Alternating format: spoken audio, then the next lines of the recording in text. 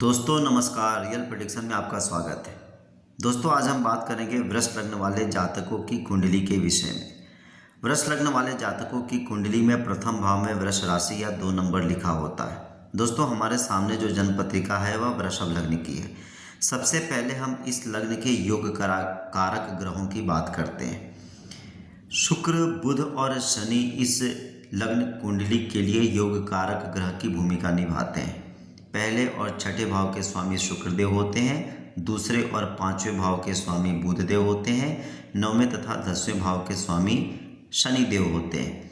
अब हम बात करते हैं इस लग्न कुंडली के मारक ग्रहों की। चंद्र, मंगल और बृहस्पति इस लग्न कुंडली के लिए मारक ग्रह की भूमिका निभाते हैं। तीसरे भाव के स्वामी चंद्रदेव होते हैं, 7वें तथा 12वें भाव के स्वामी मंगलदेव होते हैं, 8वें तथा 11वें भाव के स्वामी बृहस्पति देव होते हैं।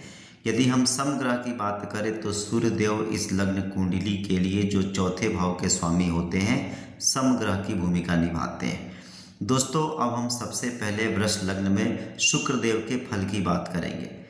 वृष लग्न की कुंडली में शुक्र लग्नेश पहले और छठे भाव का स्वामी होने के कारण वह कुंडली के सबसे योग कारक ग्रह बन जाते हैं।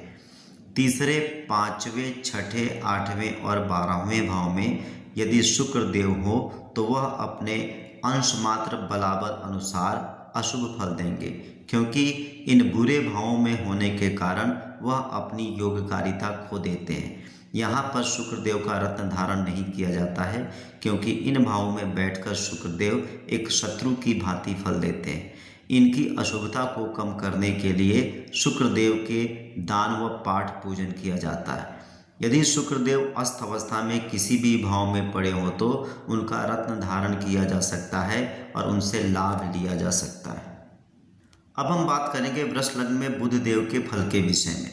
वृष लग्न की कुंडली में बुध देव दूसरे भाव के स्वामी हैं तथा 5वें भाव के स्वामी हैं। पंचमेश होने के कारण बुध देव इस लग्न कुंडली में योग कारक ग्रह माने जाते हैं। पहले, दूसरे, चौथे, 5वें, 7वें, 9वें और 10वें भाव में यदि बुध देव पड़े हो तो अपने अंश मात्र बलाबल के अनुसार शुभ फल देते हैं।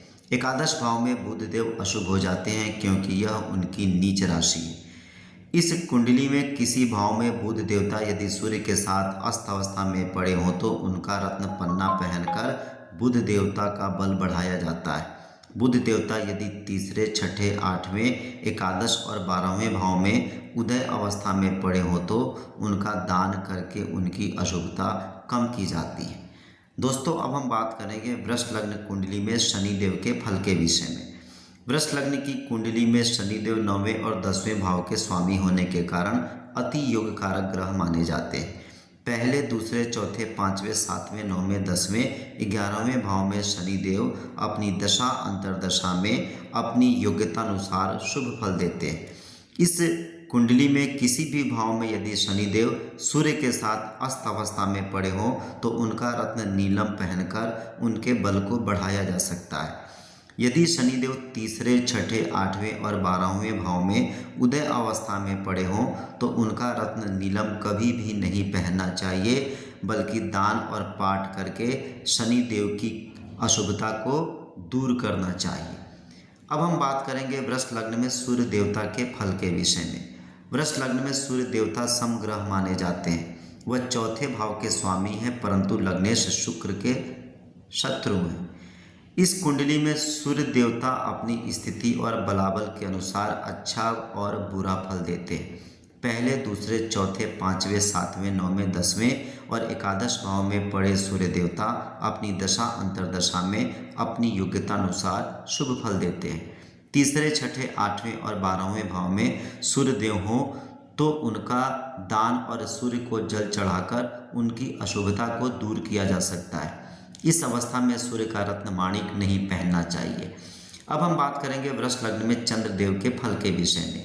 चंद्र देवता वृष लग्न में मारक ग्रह माने जाते हैं, क्योंकि वह तीसरे भाव के स्वामी हैं और लग्नेश शुक्र के विरोधी दल के हैं। इस कुंडली में चंद्र देवता सभी भावों में अशुभ फल देंगे। चंद्र देवता के दान करके उनकी अशुभता दूर की जा सकती है। इस लग्न कुंडली में मोती कभी नहीं पहनना चाहिए। अब हम बात करेंगे वृष लग्न में मंगल देवता के फल के विषय में। मंगल देवता वृष लग्न की कुंडली में मारक ग्रह है। 7वें और 12वें भावों के स्वामी होने के कारण मंगल देवता लग्नेश शुक्र के अति शत्रु ग्रह माने जाते हैं। इस लग्न कुंडली में मंगल देवता सभी भावों में अशुभ फल देंगे, परंतु छठे, 8वें और 12वें भाव में यदि मंगल विपरीत राजयोग में है और लग्नेश शुक्र बली और शुभ है तो वह शुभ फल देंगे। मंगल देवता की दशा अंतर्दशा में उनका दान और पाठ करके उनकी अशुभता को कम किया जा सकता है। इस कुंडली में मंगल का रत्न मूंगा कभी नहीं पहनना चाहिए। अब हम बात करेंगे वृष लग्न कुंडली में बृहस्पति देवता के विषय में।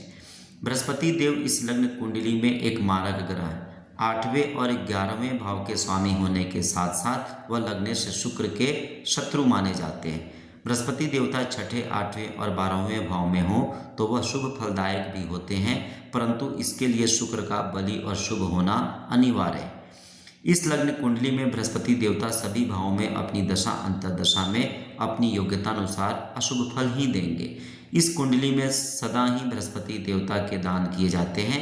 उनका रत्न पुखराज इस कुंडली में कभी भी नहीं पहनना चाहिए। अब हम बात करेंगे वृष लग्न कुंडली में राहु के फल के विषय में। राहु देवता की अपनी राशि नहीं होती है। मित्र राशि और शुभ भाव में बैठकर वह शुभ फल देते हैं।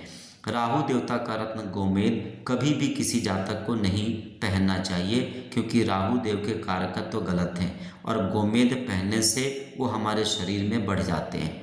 गोमेद रत्न राहु से आने वाली किरणों को 9 लाख करके शरीर में भेजता है। राहु कुंडली में शुभ होने पर भी जातक को गोमेद धारण नहीं करना चाहिए। इस कुंडली में राहु देवता पहले, दूसरे, 5वें, 9वें, 10वें भाव में शुभ फल देते हैं, क्योंकि यह उनकी मित्र राशियां हैं। तीसरे, चौथे, छठे, 7वें, 8वें, 11वें और 12वें भाव में राहु अशुभ फल देते हैं, क्योंकि यह उनकी शत्रु राशि है। 7वें और 8वें भाव में राहु देव नीच राशि में आ जाते हैं। अब हम बात करेंगे वृष लग्न कुंडली में केतु देव के फल के विषय में। केतु देवता भी अपनी कोई राशि में नहीं होते हैं, अर्थात उनकी कोई अपनी राशि नहीं होती है। अपनी मित्र राशि और शुभ भाव में ही वे शुभ फल देते हैं। वृष लग्न कुंडली में केतु 5वें, 7वें, 9वें, 10वें भावों में शुभ फल देते हैं, क्योंकि यह उनकी मित्र राशियां हैं।